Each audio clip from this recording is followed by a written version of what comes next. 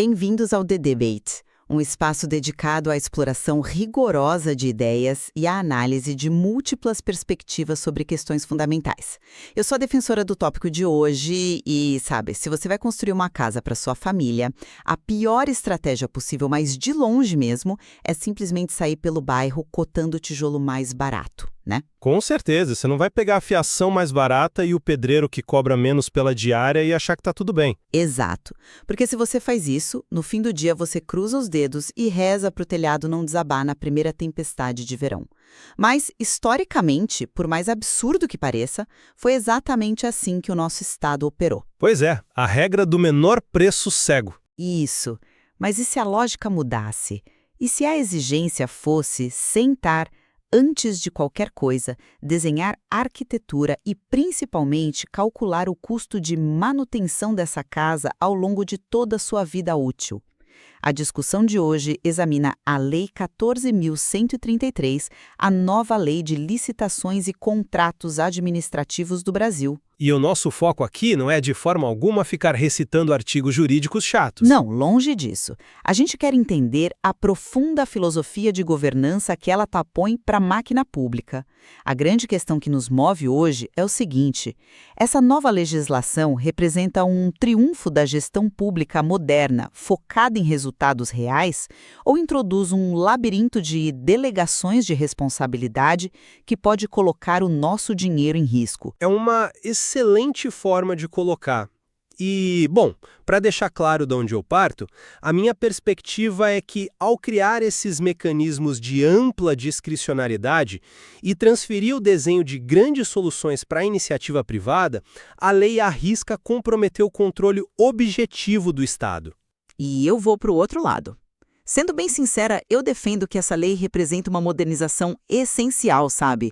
Ela transfere o foco burocrático de escolher cegamente o menor preço para focar no planejamento estratégico e na eficiência da vida útil daquilo que o Estado compra. É um prazer estar aqui para essa análise com você, e eu acho que a gente já pode colocar o pé no chão e mergulhar direto nisso, porque a mudança de mentalidade que você defende é de fato monumental no papel. Monumental. Durante décadas, o coração de uma licitação pública era o ritual burocrático, né? Era aquela cena clássica de abrir envelopes numa sala fechada para ver quem dava o menor preço. E o que a nova lei faz é puxar o freio de mão. Ela diz que o mais importante acontece muito antes de você pedir um orçamento. A grande sacada é a fase preparatória, especificamente o que a gente chama de ETP, o Estudo Técnico Preliminar. Que é onde mora o meu maior ceticismo, confesso. Mas olha que interessante. Antes de comprar qualquer coisa, o Estado agora precisa provar qual é o problema real que ele quer resolver.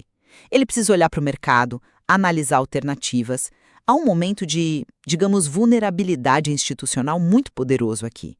É o Estado admitindo, tipo, eu sei a dor que a população tem, mas talvez eu não tenha a solução exata pronta na gaveta. É o fim da arrogância estatal de achar que sabe tudo. Exatamente. Mas aí que tá.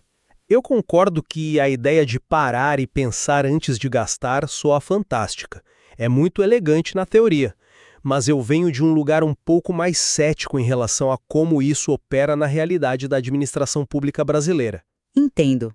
O que você chama de vulnerabilidade institucional me preocupa profundamente.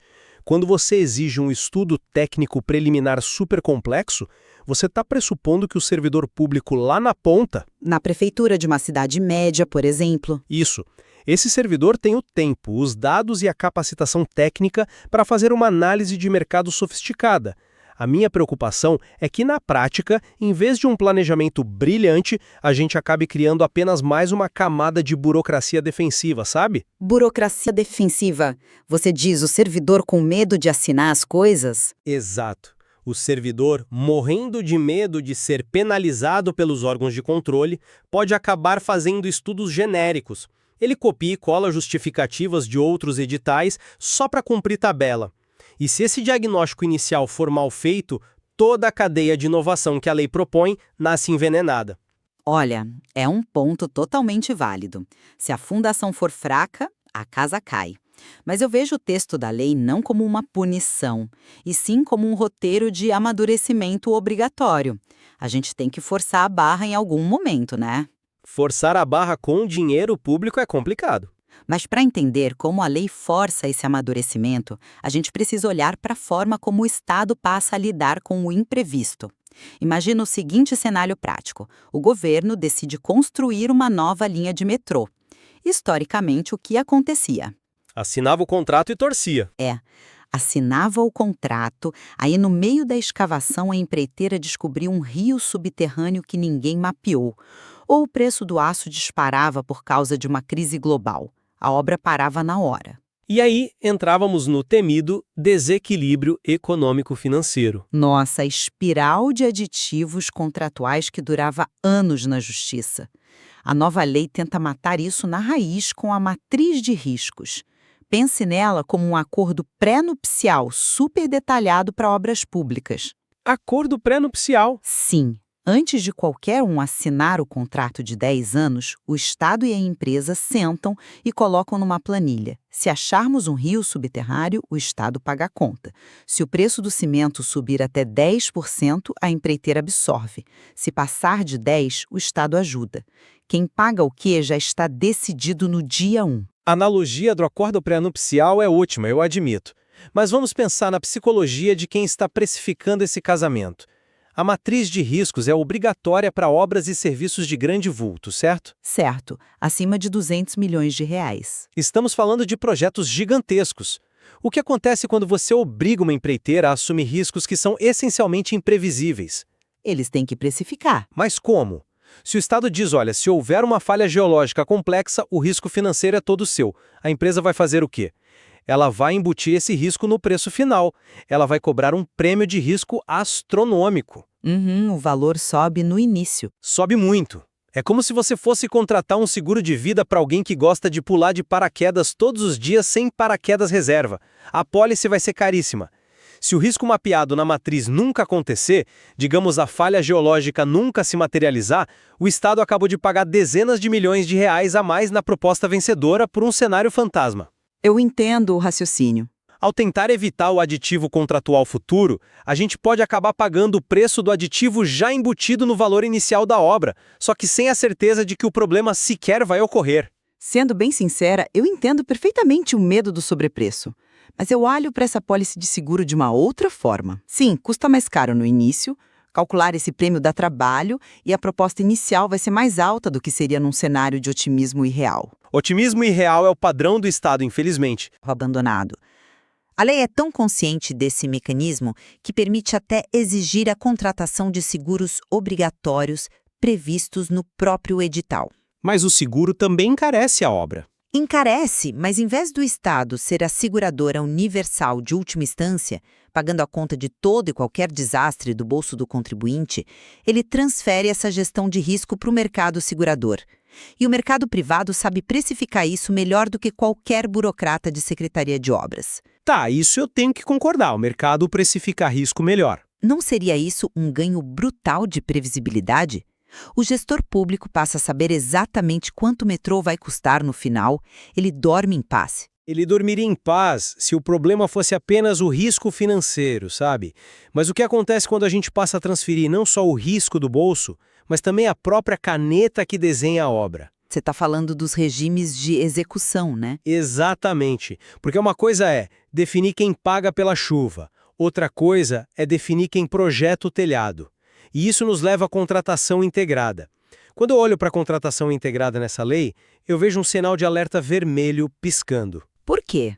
A ideia é trazer eficiência. A lei diz que o Estado pode fornecer apenas o que se chama de anteprojeto.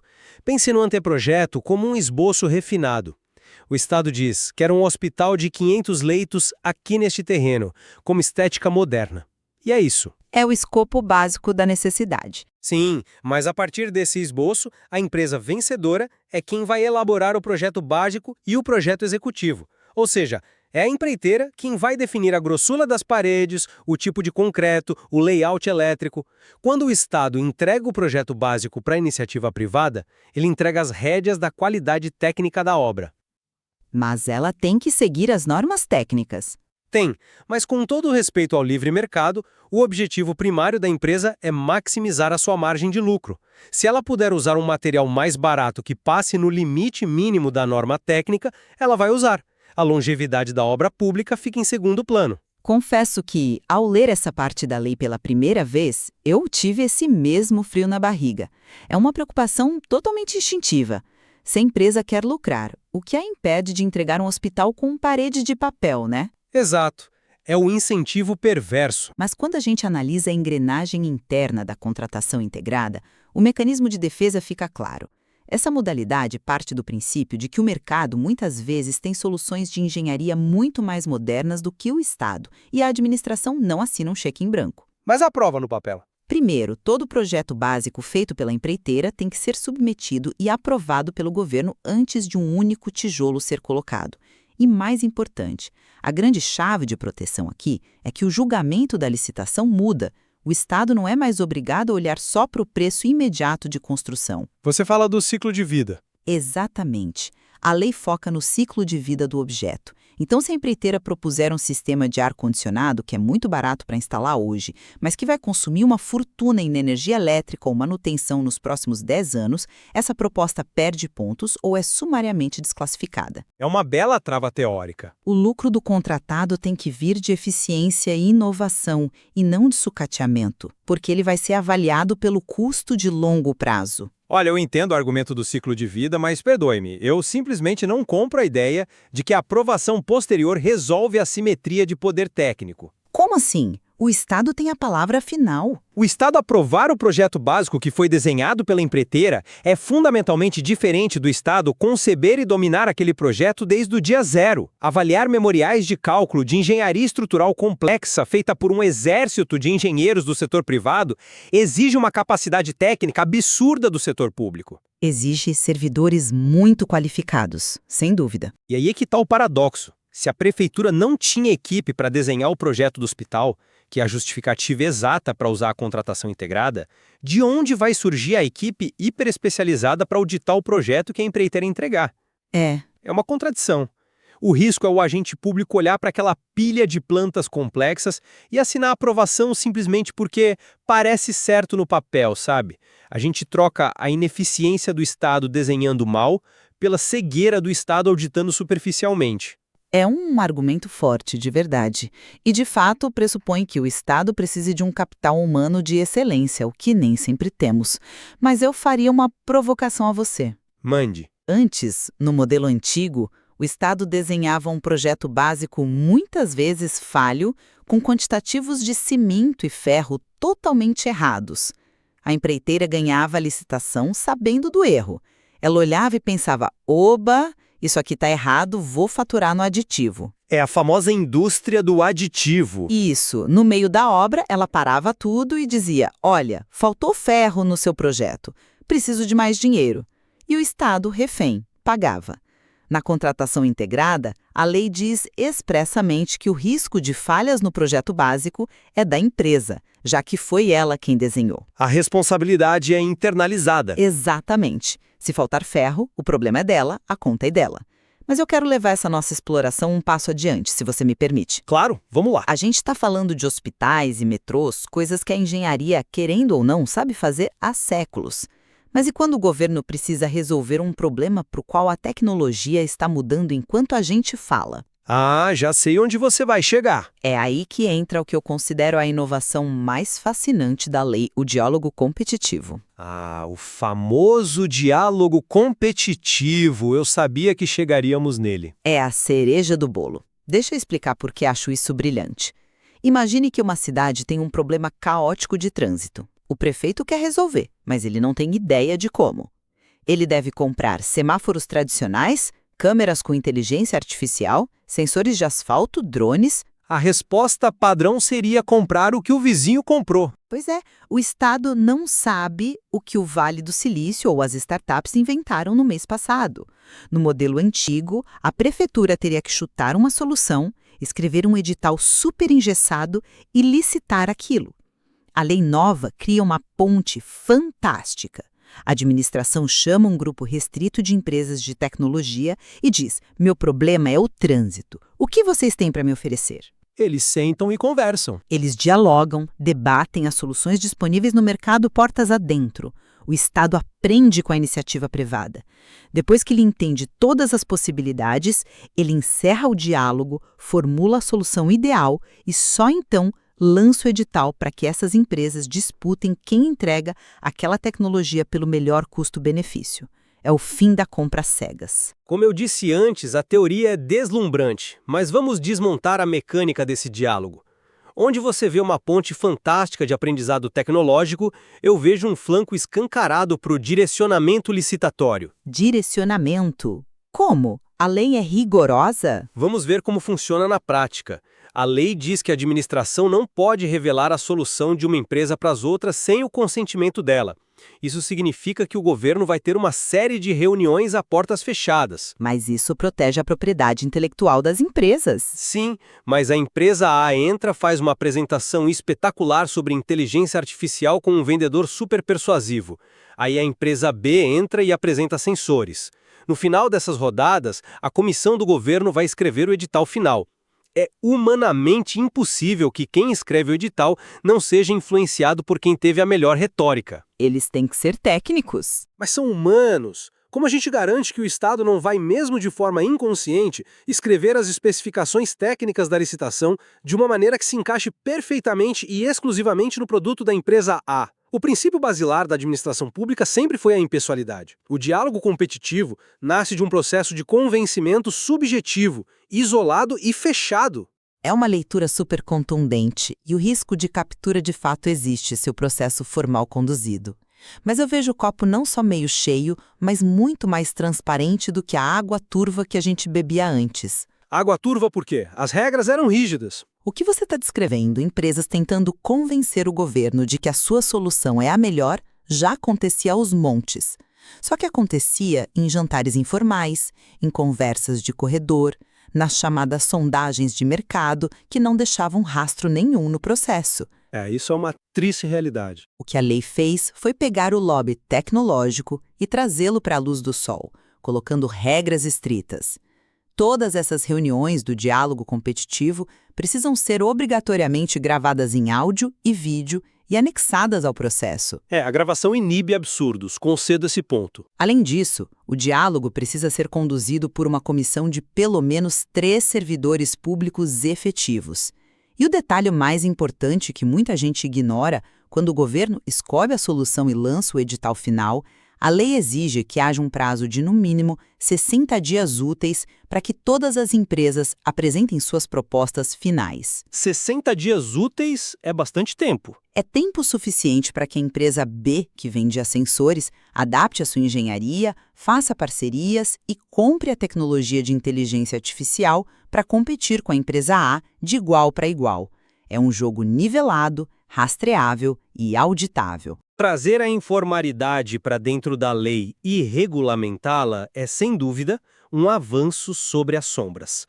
Mas me permita focar em um detalhe que você mesma mencionou e que é o calcanhar de Aquiles de absolutamente tudo que a gente discutiu hoje. Qual detalhe? Os 3 servidores públicos efetivos. Ah, sim, o capital humano. Seja na elaboração daquele estudo técnico preliminar lá no início para não comprar errado, seja na complexidade matemática de criar uma matriz de riscos justa, seja na habilidade de auditar a engenharia de uma contratação integrada, ou pior ainda, na sofisticação mental para conduzir um diálogo competitivo sem se deixar seduzir por um bom vendedor. Tá tudo nas mãos deles. Tudo. Absolutamente tudo nessa lei recai sobre os ombros do que o texto chama de agente de contratação e da sua equipe. E essa é a nossa maior fragilidade sistêmica. Eu concordo que é um desafio colossal. Você não decreta por lei que um município no interior do país passe a ter servidores com capacidade de engenheiros de ponta ou gestores de risco de Wall Street da noite para o dia. Se o Estado não revolucionar a forma como contrata, remunera e treina essas pessoas, nós estamos dando uma Ferrari para quem mal sabe pilotar um kart. E o resultado de perder o controle de uma Ferrari em alta velocidade costuma ser catastrófico para os cofres públicos. Eu não tenho como discordar da sua premissa de que o ser humano por trás da mesa é o fiel da balança. O capital humano é, sim, o grande gargalo da Lei 14.133. Mas sabe, eu vejo isso como o catalisador que faltava. Catalisador. Sim. A lei antiga permitia que o servidor fosse apenas um carimbador de papéis. Ele só precisava checar se a certidão negativa de impostos estava na validade. A nova legislação exige que ele seja um gestor de altíssimo nível. E a lei diz expressamente que a alta administração é responsável por garantir as ferramentas e a capacitação para que ele atue num ambiente íntegro e confiável. A lei exige, mas a realidade política muitas vezes nega. É verdade. Mas, em síntese, o que eu defendo é que a nova lei rompeu com a mediocridade institucional.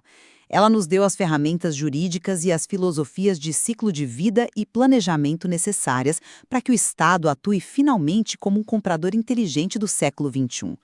Ela não cria gênios por mágica, claro, mas, pela primeira vez, fundamenta que a inteligência na compra pública é obrigatória e não opcional. A ação dessas ferramentas é exatamente a sua faca de dois gumes. Nós elevamos o patamar teórico de tal forma que a complexidade da discricionariedade pode asfixiar a administração no mundo real. O choque de realidade. Isso! Transferir o poder da caneta do projeto para o privado e depender de diálogos competitivos altamente subjetivos exige uma maturidade institucional contínua, que o Brasil ainda precisa provar que possui em larga escala. Sem essa evolução colossal de quem opera a máquina diariamente, corremos o risco de perder a objetividade básica que, bem ou mal, sempre foi a última trincheira de defesa do interesse público contra ineficiências de corrupções históricas. É fascinante notar como mergulhar nos bastidores de uma legislação como essa nos revela muito mais do que regras e incisos perdidos num diário oficial, né? Com certeza, revela os valores por trás da burocracia. Exato. Revela como a nossa sociedade enxerga o risco, a confiança e a inovação. A transição de um sistema focado apenas em achar o tijolo mais barato para um modelo focado na arquitetura duradoura e na alocação racional de riscos é um salto geracional na nossa gestão pública. É uma mudança de paradigma que vai levar décadas para assentar completamente. Sem dúvida. Fica aqui o nosso convite para que você que nos acompanha explore essas ideias mais a fundo. Procure entender como o estudo técnico preliminar e as inovações como o diálogo competitivo podem impactar a sua cidade, as obras do seu bairro e os serviços que você consome diariamente. E forme a sua própria convicção sobre quem deve, de fato, segurar a caneta nos grandes projetos que moldam o nosso país. Isso aí. Afinal, se as regras para construir a nossa casa mudaram, todos nós precisamos entender como ler as novas plantas. Continuem questionando os processos à sua volta. Fiquem com essa reflexão e até a próxima!